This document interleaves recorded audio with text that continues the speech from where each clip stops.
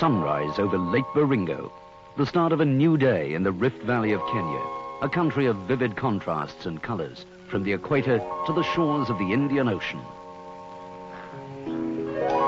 Kenya, a refuge for the wildlife of East Africa, where the hippos can escape the heat in the watering places of the Serengeti Plain, giraffe graze in safety, and the lion is still king. But once a year at Easter time, the big game give way to Kenya's greatest sporting event, the Safari Rally, the roughest, toughest motoring contest of its kind anywhere in the world.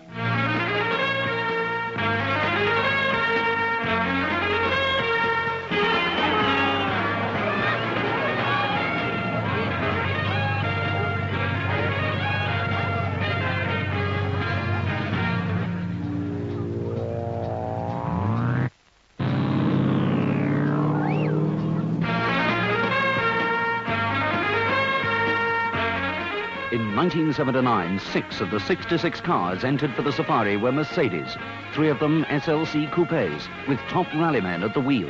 Hannu Mikkola. I think for us European drivers, we are so used to drive flat out in every rally in Europe that most difficult is just to find the speed that car will hold all these 5,000 kilometers, and not to drive 100%, we have to find the right speed, not to drive too slow to be the second, but not to drive too fast to break the car. That's the most difficult thing.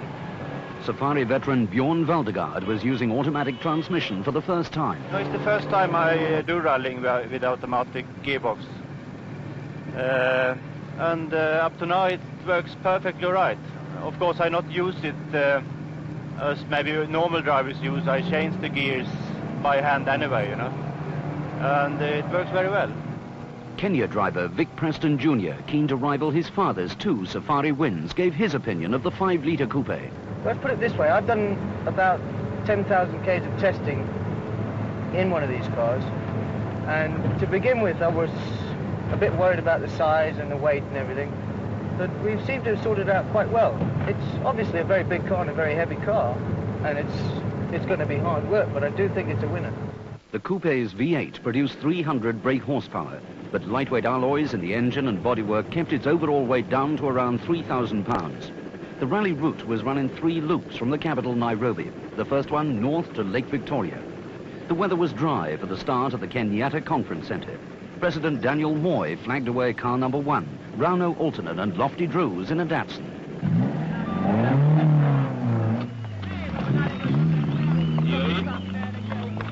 Car number 2, a Mercedes 280E Saloon, crewed by the flying Sikh Joginder Singh and Kenya farm manager David Doig.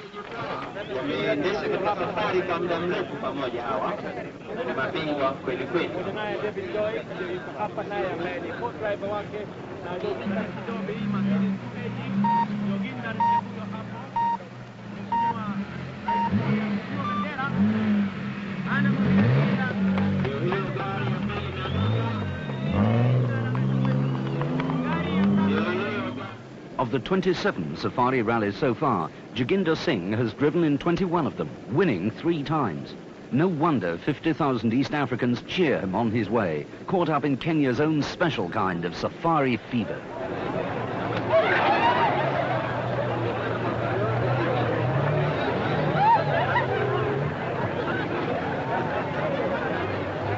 The first fast section off the asphalt, Kijabe to Naivasha, Altonen and Drew's Datsun 160J. Joginder's Mercedes 280 was very much a used car, having done 22,000 miles already on the 78 Safari and the tour of South America. The first of the jumps, Preston Jr. and John Lyle, Mercedes 450. Sandro Minari, Fiat Abarth 131. Shekhar Mehta, Datsun 160J. He tangles with a hyena running on the road.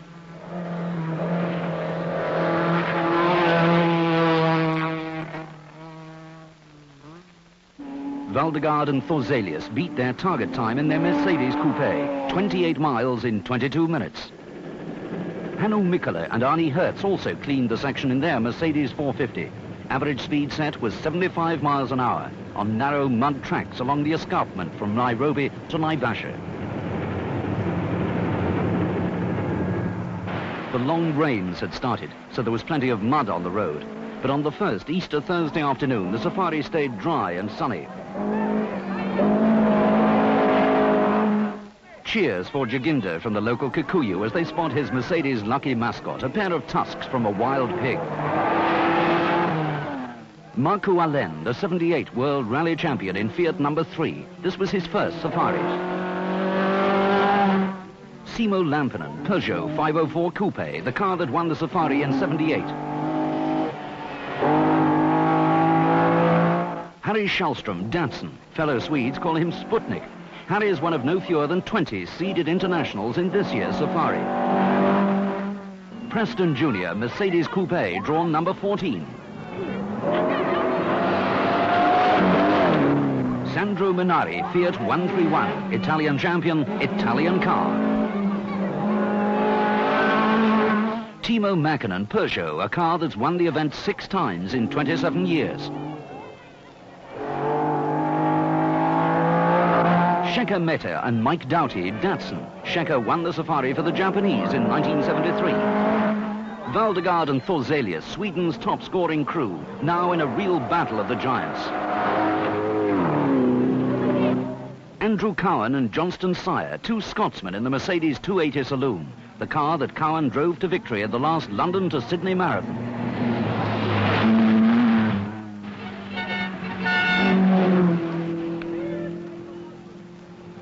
Mercedes service just before Hell's Gate control. Vic Preston Jr. makes a short stop to refuel car and driver. 2 hours gone, 4 days to go. It's pulling very badly, Vic. Maybe the new pad. Completely standing out. But is it this, what about this rear bloody pad that was changed to a different material? No, that's right. Yeah, but maybe it's fading there. Maybe it's this rear pad. Could be, eh? Could be the rear. Absolutely. On the Mao escarpment, a sudden tropical downpour turns the dust into thick mud in a matter of minutes. As so often happens on the safari, a trick of the weather at this time of year turns an easy section into a desperate race against the clock. This is Valdegard's Mercedes Coupe averaging 80 miles an hour on mud as slippery as a skating rink, all the way to Narok.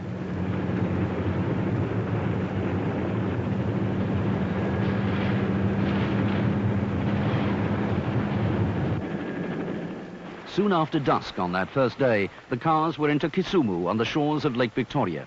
There was heavy rain in the night, but the sun was shining when the rally reached Eldoret on Good Friday morning and began the sharp descent into the Kerio Valley.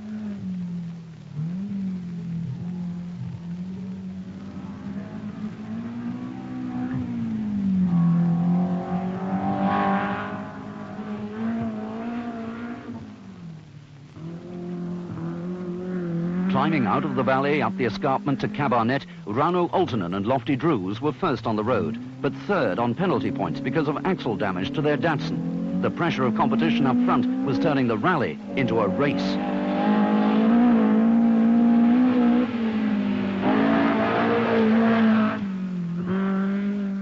Mud stains and watermarks on Mercedes number 10 hinted at the struggle now developing for the leadership of the rally between Valdegard and Timo Mäkinen in the Peugeot. Here at Cabarnet at breakfast time on Good Friday morning, they were 2 or 3 seconds apart. 2 other Peugeots had already retired with blown engines in a bid to keep up with the V8 Mercedes. The same was true of Datsun. Shekhar Mehta and Mike Doughty were locked into the leadership battle all on their own, since teammates Oltonen and Schallström needed major rear axle repairs on the run-in to Nairobi.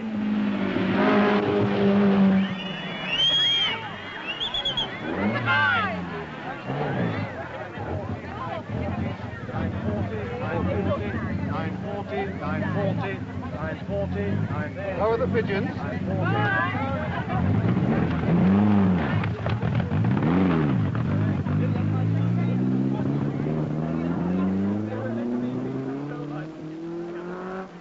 Hannu Mikkola was taking no chances. He'd just heard that Preston Jr.'s Mercedes was in trouble in the Cherangani Hills, so he eased up the pressure on Mäkinen's Peugeot. Even so, it looked as if this would be the fastest safari yet.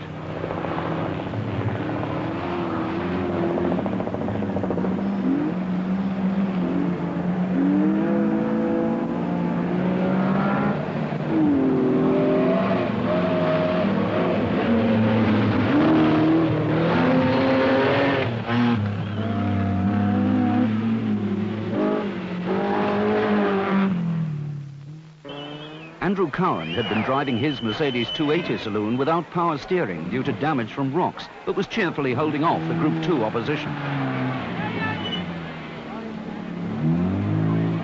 How is it, Andrew? Good. Very good. What's the run been like? Dry? Very good. Dry. At 8,000 feet above sea level, this high-altitude motoring at Cabernet had no effect on the Berkshire farmer Andy Cowan, conqueror of the Andes in the '78 South American Rally. But West German Walter Roll had some problems. Very dry? Yeah, big problems. Right to that. Thompson's Falls, in the heart of the old White Highlands of Kenya, was the scene of a dramatic reverse in rally fortunes at lunchtime on Good Friday. It all happened soon after the Alfega control, as Mikkela's Mercedes kicked up the dust in an arid section of game country the locals call the Rock Garden. Valdegaard and Thorzelius had pulled out a 3-minute lead over Mackinnon and Todd in their Peugeot. Their Mercedes 450 Coupe looked certain to win the first leg back to Nairobi. Mackinnon's Peugeot was putting up some good times, but with Simo Lampinen and the '78 Safari winner Jean-Pierre Nicolas both now out with engine trouble, Timo was taking on the two Mercedes alone. The fight up front between the Swedes and the Finns went on for hours. Something had to break.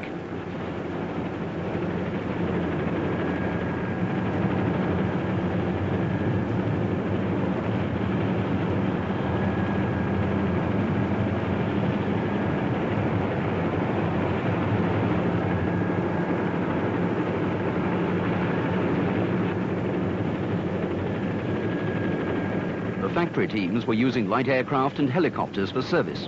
This is Mercedes team manager Waxenberger following Mikkela and Hertz to Thompson's Falls. Fiat had all three 131s still running, so they led Datsun and Peugeot for the team prize. This is Sandro Minari's car. It was on the long, slow climb up the hairpins of the Sebukia escarpment that something went wrong with the rally leader's car. Valdegaard was in trouble. The man most fancied to win the Safari now was losing minutes, and the first leg of the rally was not yet over.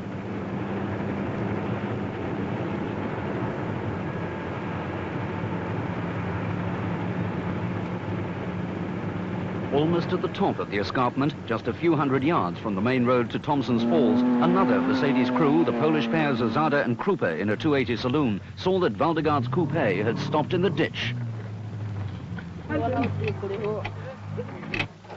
The cross member at the back, the front, the mounting, the bolt just disappeared. And when that falls down, we also broke the drive shaft.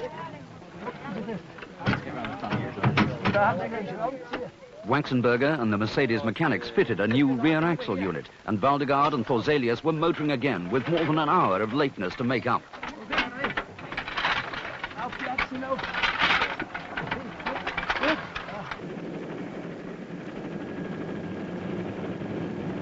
Through the tall trees of the Babati forest, Hannu Mikkela and Arnie Hertz picked their path back to Nairobi and the end of the first leg of the rally. Now there was only one Mercedes 450 disputing the lead. Preston had retired. Valdegaard was running very late. Only Mikkela had the power in his V8 coupe to beat fellow Finn Mackinnon in the Peugeot.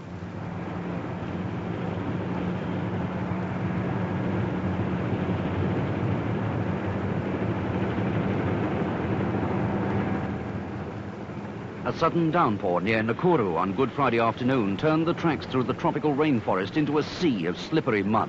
This is where the traction and ride of the new lightweight coupe showed to advantage. The rains had destroyed the road surface, but Mikkela was able to use his superior speed and road holding to gain on Mackinnon in the equatorial heat and humidity. When they reached the asphalt and turned towards Nairobi for service and a good night's sleep, there was less than 3 minutes between Mackinnon and Mikkela after 28 hours of fierce competition.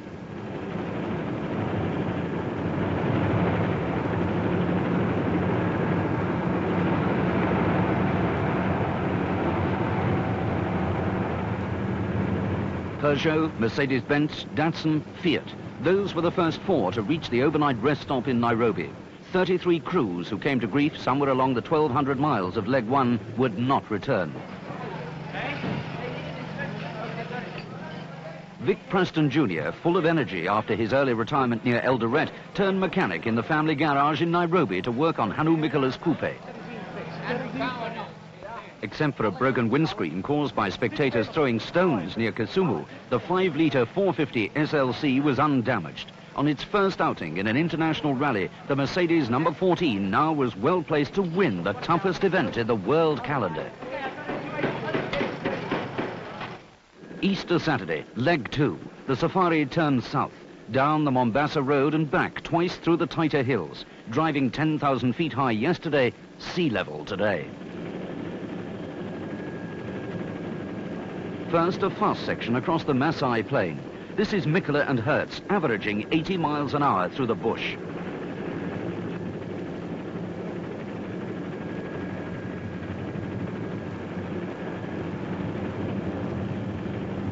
Shekhar Mehta, third behind Mikkola and Mäkinen on the dash for the coast. Only 10 minutes now between these three.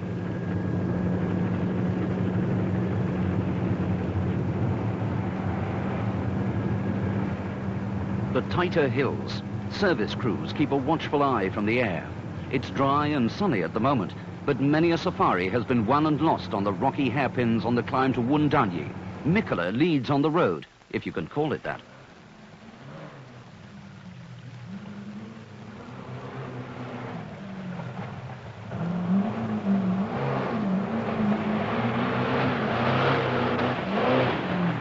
Shekhar Mehta, Datsun.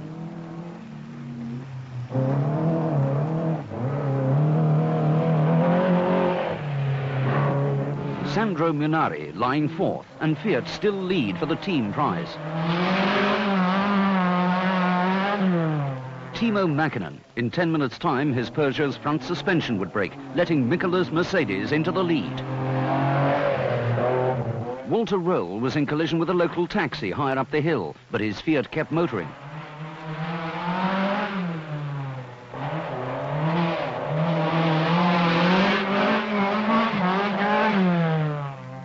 The three Mercedes saloons came into their own on this rough section. This is Joginder's 280E. The Polish pair, Zazada and Krupa.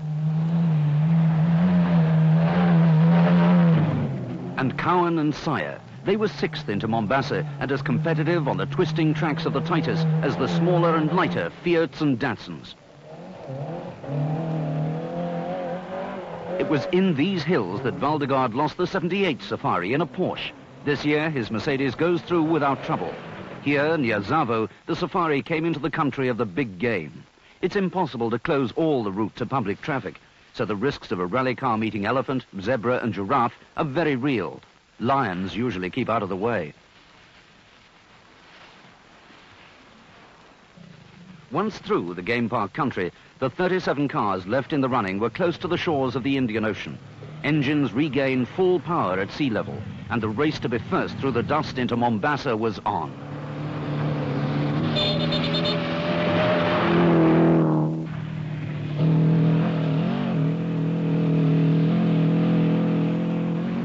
Walter Roll, Fiat 131, a dented driver's door, otherwise okay.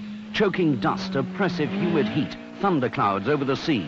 These were the things to remember on the stage from Tezo to Mariakani.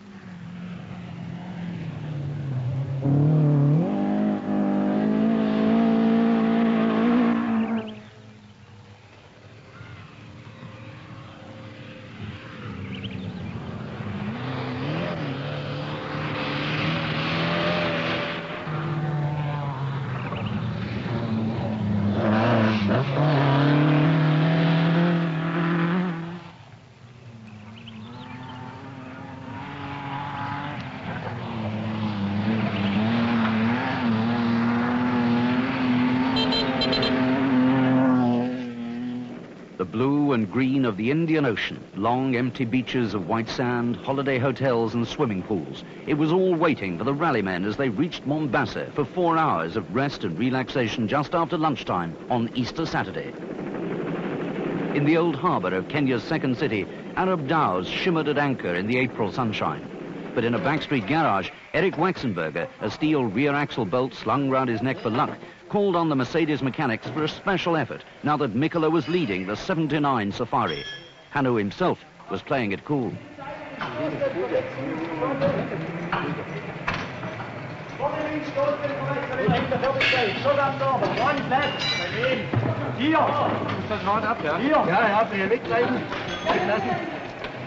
next car is coming now. Prepare for refueling, water, everything. That afternoon, the Oceanic Hotel was host to 30,000 Kenyans living on the coast as Hannu Mikkola brought his 5-litre coupe from Stuttgart up the arrival ramp. The Peugeot challenge had broken down with Timo Mäkinen in the tighter hills. Now Fiat were third, Datsun second, Mercedes first. It has been very funny because you can't really tell when it's raining and when it's dust. It has been raining and after 2 minutes it's dust again, and weather has keeping and changing all the time. How do you see your problems from now on to the end of the rally? How are you going to play it? Oh, it will be a lot of problems, I'm sure. But we will try to finish. We will work hard for it. Mikkola and Hertz did work hard that night, leading the safari back to Nairobi at the end of the second leg. The route was shortened by the organisers after rising rivers cut the road near Kitui. 30 survivors set out on leg 3 after lunch on Easter Sunday. An 800-mile circuit of Mount Kenya, and right from the start, it rained.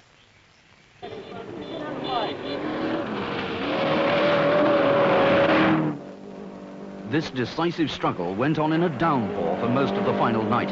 1 hour, 20 minutes was the target time to cover 106 miles from Kijabe to Inangipiri, and it was a sea of mud most of the way.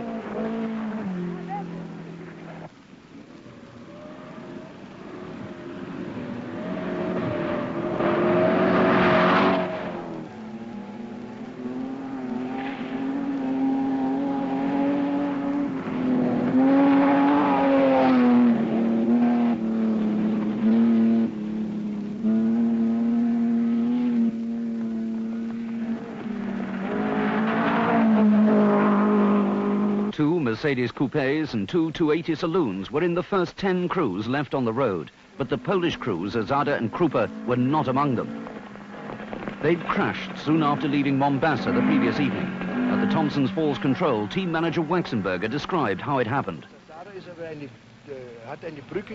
Zada tried to jump a washaway. The bridge had disappeared, and he crashed into a wall. It was a pretty severe accident. The car was a write-off. The crew were okay.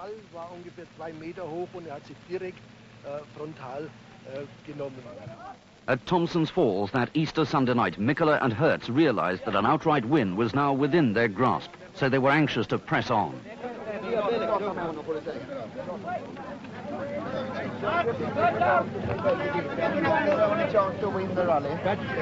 If we move it up within 3 minutes, it would be done. Then we kill the bull. In 3 minutes? 3 minutes. Yeah. Fiat still had their 3-car team intact, but the drivers missed service to get an early dinner. Walter Roll and Marco Allen were watching Mikkola's times carefully. So was Datsun's Shekhar Mehta. Hanno, first car. Fast like hell, you know. Yeah. It must be on this railway. Yes. If one car is coming opposite way. You speak Italian. Right. Hannu has been going quicker than us. And we've been sort of trying to stay on the road. I assume he has. And he's still going quicker than us, so barring any mechanical problems for him, it rather looks like we're not going to be able to catch him.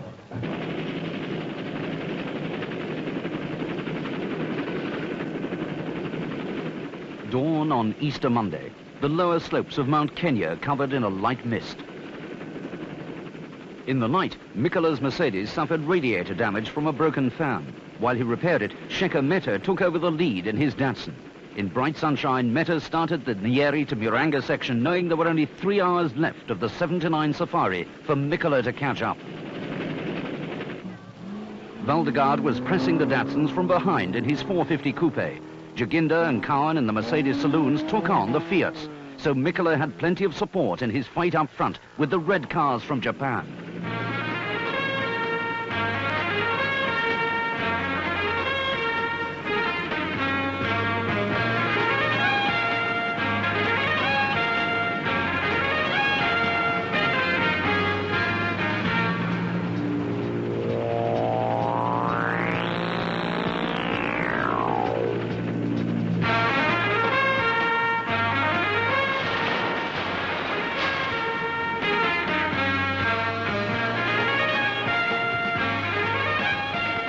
Some flooded drifts slowed down the furious fight to the finish. Andrew Cowan, lying fourth, used the 280's good road holding to pick up time, as fatigue took a toll amongst the opposition.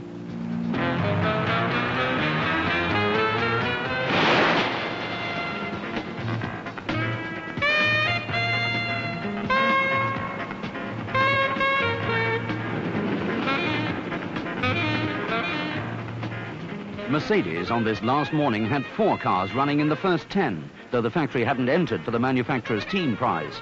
Valdegaard's 450 Coupe had overtaken most of the field and was now 6th, an hour outside Nairobi. But there just weren't enough miles left for Mikkola to overtake Shekhar Mehta for first place, even on such a perfect day for driving as this one.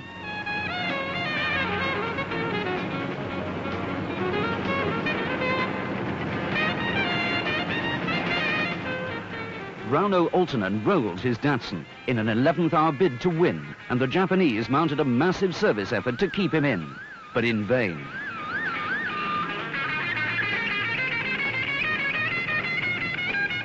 Long stretches of floodwater from the overnight rain gave the 79 Safari a sting in the tail. This is Marco Allen's Fiat 131. He would finish 3rd, a fine effort by the world rally champion on his first drive in East Africa.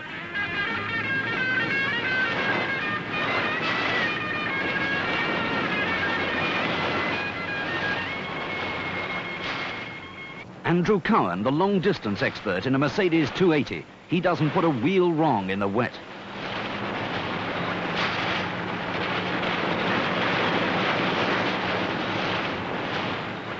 This Safari rally turned out to be a true battle of the giants. With a mixture of dry roads and wet and generally mild weather, 7-9 was one of the fastest rallies on record. With 4 major manufacturers in the contest and 20 top international drivers, the fierceness of the competition up front had to be seen to be believed.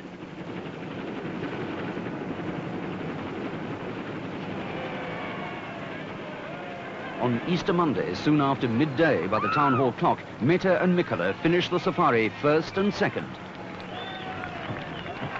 Shekhar Mehta, an exiled Ugandan businessman living in Nairobi who drives a Mercedes in private life, gave this verdict on the 7-9 Safari with his English wife Yvonne at his side. How would you describe this Safari compared to the year you won in the 240Z? Well, it's always easy to say when you've won, but I think it's the best Safari I've ever taken part in. The conditions were ideal.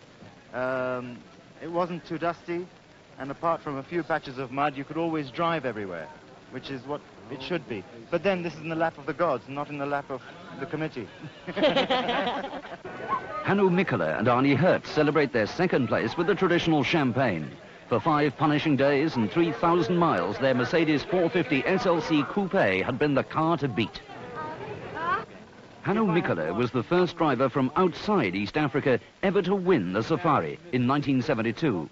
So why did victory elude him in 1979? Oh, it's many reasons, you know. It's in this kind of rally, 1,000 things can go wrong. And this time, just the small things, you know, it didn't work for me. That's the only thing, you know. What sort of car is the 450 SLC as a rally car? I'm very positively surprised, you know. It was very good car, very strong one. What are its main qualities? Oh, it keeps going, you know. You have got this torque to go through, and it was very good in mud. I was worried about that, but it's one best car I have been in mud. You know, it just pulls it through. It was fantastic.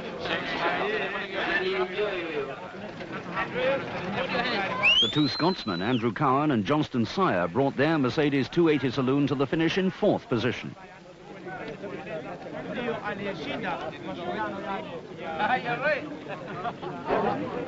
The 2 Swedes, Bjorn Valdegaard and Hans Thorzelius, their Mercedes 450 SLC Coupe finished 6th.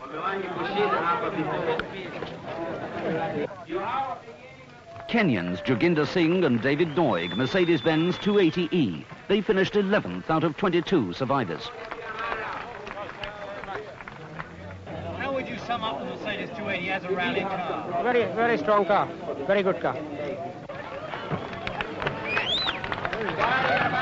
We only broke 1 shock absorber, and we actually had a bit of a problem fitting the new one, but we've had very, very little go wrong with the car at all.